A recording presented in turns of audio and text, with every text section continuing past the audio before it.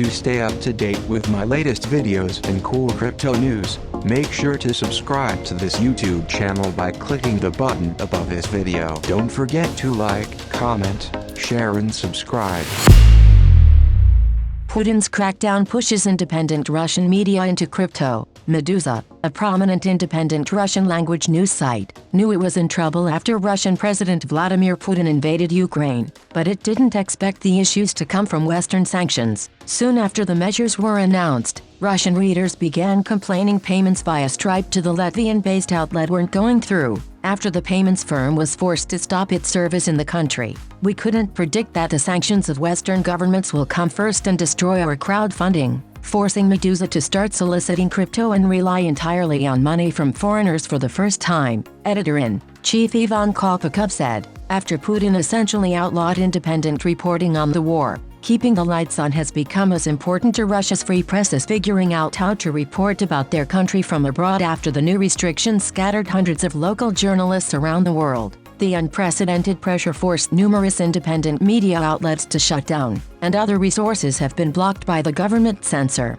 Novaya Gazeta, whose editor Dmitry Muradov won the Nobel Peace Prize last year, suspended publication in March after regulators issued it warnings about its coverage, while Echo Moskvy radio station had its FM frequency handed over to a state-run propaganda outlet. Russia paper whose editor won Nobel shuts down under pressure. The Kremlin is also targeting social media, blocking Meta Platforms Incorporated's Facebook and Instagram for extremist activities. Roskomnadzor, the internet censor, has issued fines and warnings to Alphabet Incorporated's Google over its YouTube policies. TikTok suspended live streaming in Russia over the restrictions. Amid the media crackdown, Putin's popularity has soared, though it's not clear how accurate public opinion polling is in Russia. In a March survey by the independent Levada Center, 83% approved of Putin's actions as president, an increase of 12 percentage points on the previous month and the highest since 2017. Blocked content.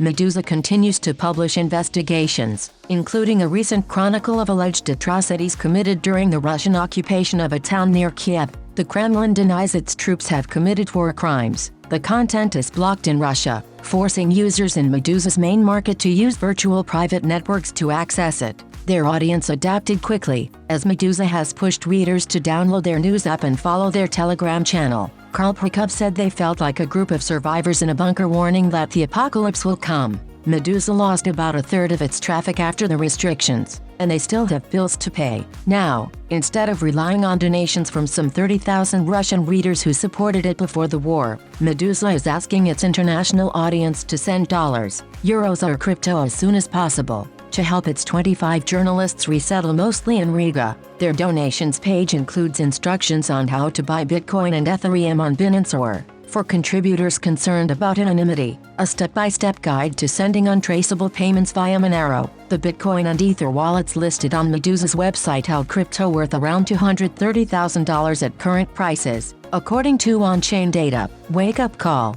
Svetlana Ryder is one of Meduza's reporters who moved to Riga after the invasion. In the 2 weeks after she arrived, she had 3 sources effectively block her on messaging apps. Ryder thinks it's proof that everyone is nervous now to talk to exiled media. Even so, Meduza reporters still participate on Kremlin spokesman Dmitry Peskov's daily conference call. The disruption served as a wake-up call for her about how precarious journalism has always been in Russia, where nearly 60 reporters were killed over the last 3 decades. "For a moment, I think we forgot we are living in this really strange reality," Ryder said. Those remaining in Russia face intimidation and worse. Shortly after Novaya Gazeta was shut, Muradov was attacked by 2 men on a train with red paint laced with acetone. In another incident, Echo Moskvy's longtime editor Alexei Venediktov posted images of a pig head left outside his apartment with an anti-Semitic sticker. For Meduza, which was founded in Riga in 2014 during a previous media crackdown following Russia's annexation of Crimea from Ukraine, the funding freeze wasn't the first time it had to change its business model on the fly.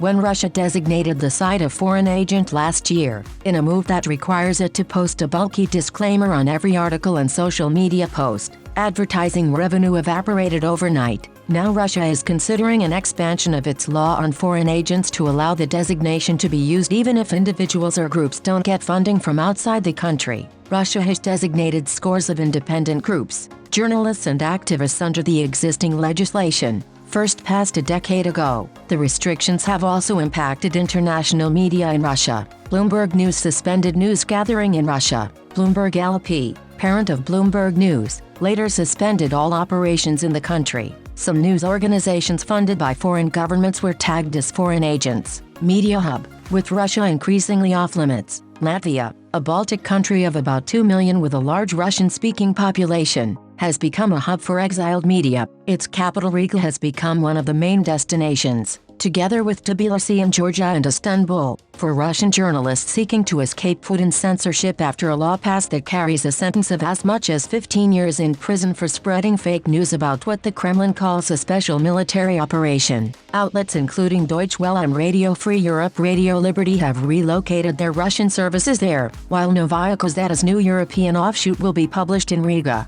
Jamie Fly, the chief executive of U.S. government-funded RFERL, said the restrictions will make them rely more on freelancers and user-generated content, methods they've used in other countries including Iran, and could undermine attempts to reach their audience. You can't just push out a URL and assume everyone's gonna come to it and watch that live stream of a program, Fly said. For now, Meduza is raising about half of what it needs to develop, forcing it to live hand-to-mouth. According to Kolpakov, who declined to disclose how much in donations it brings in, and the site's reporters are still adapting to their new home outside Moscow, Alexei Kovalyov, Meduza's investigative editor, can no longer meet with high-ranking government sources in person, and he's no longer convinced his stories will change Russians' minds. He's doing the work now for someday in the future when he hopes there will be a Russian war crimes trial. The shift in his mindset was only made more salient when Kovalyov's friend, Russian reporter Oksana Balina, was killed reporting from Kiev.